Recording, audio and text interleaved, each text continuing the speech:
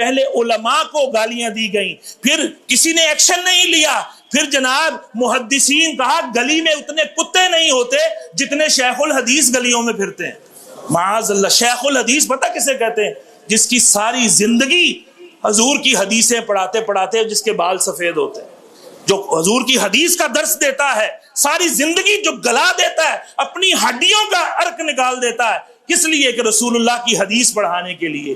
رسول اللہ کے فرامین آج تک ہمیں کس نے پہنچائے؟ سارے شیوخ الحدیث تھے، اور انہیں کتا کہا جا رہا ہے معاذ اللہ، اور لوگ اس کو اپنا مقتدا بنا رہے ہیں، لوگ اس کو فالو کر رہے ہیں۔ اس نے بتایا، مولویوں نے تو دین چھپایا ہوا تھا، معاذ اللہ ثم معاذ اللہ۔ تو عزیزان محترم دیکھیے، شیوخ الحدیث علماء کو گالیاں، کسی نے پٹا ڈالا ہی نہیں، پھر آگے بڑھا، آل رسول صحابہ کرام کو گالیاں، کسی نے پٹا نہیں ڈالا، پھر انبیاء کے اوپر اعتراضات، ان کے سکینڈل، معاذ اللہ، کیا کہتے ہیں؟ انبیاء کے سکینڈل ہیں، معاذ اللہ، حضرت داؤد علیہ السلام کا سکینڈل، حضور کا سکینڈل، معاذ اللہ ثم کسی نے لگام نہیں ڈالی، کسی نے گدی سے اس کی زبان نہیں کھینچی۔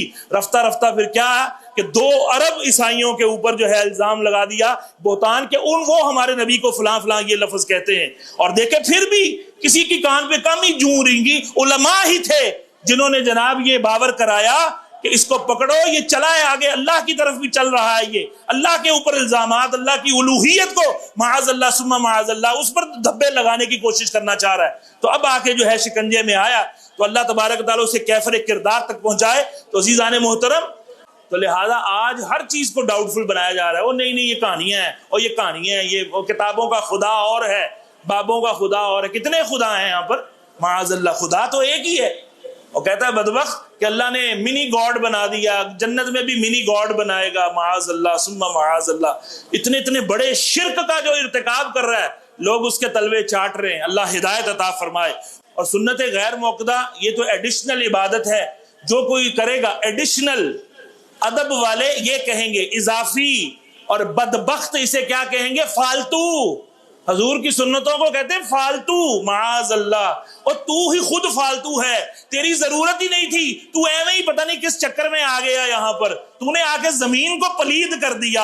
اور وہ خود کہتا ہے کہ ماں باپ دے کڑے احسان نے ہوتے اپنے چکراں چ سن، معاذ اللہ۔ جو اتنا واہیات ہو، اتنا بے باک ہو، بدبخت ہو، اس کو اپنا امام بناتے ہیں، اس کو امام کہا جا رہا ہے۔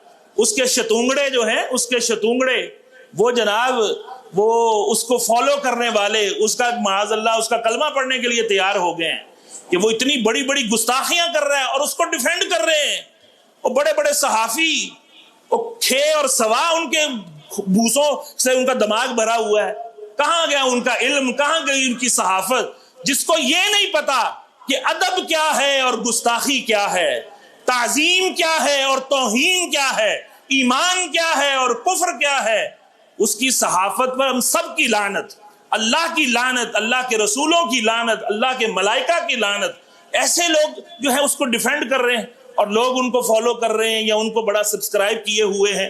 تو معاذ اللہ ثم معاذ اللہ، بد مذہب جو ہے وہ پیر نہیں ہو سکتا۔ تو عزیزان محترم، جو کوئی بھی ان 4 شرائط کے علاوہ کسی شخص کے ہاتھ میں اس نے بیعت کے لیے ہاتھ دیا ہوا ہے، اور اس میں 4 میں سے 3 شرطیں پائی جاتی ہیں، 1 نہیں پائی جاتی، یا 2 پائی جاتی ہیں، 2 نہیں پائی جاتی، تو وہ یقین جان لے کہ وہ بیعت نہیں ہے، بیعت ہوئی ہی نہیں ہے، بیعت ہوئی نہیں۔ اور اگر بیعت کی تھی، بعد میں کسی نے عقیدہ بگاڑ لیا، تو وہ بیعت ٹوٹ جاتی ہے، وہ بیعت ٹوٹ جاتی ہے، وہ ولایت کا سلسلہ، فیض کا سلسلہ آگے جاری نہیں ہوتا۔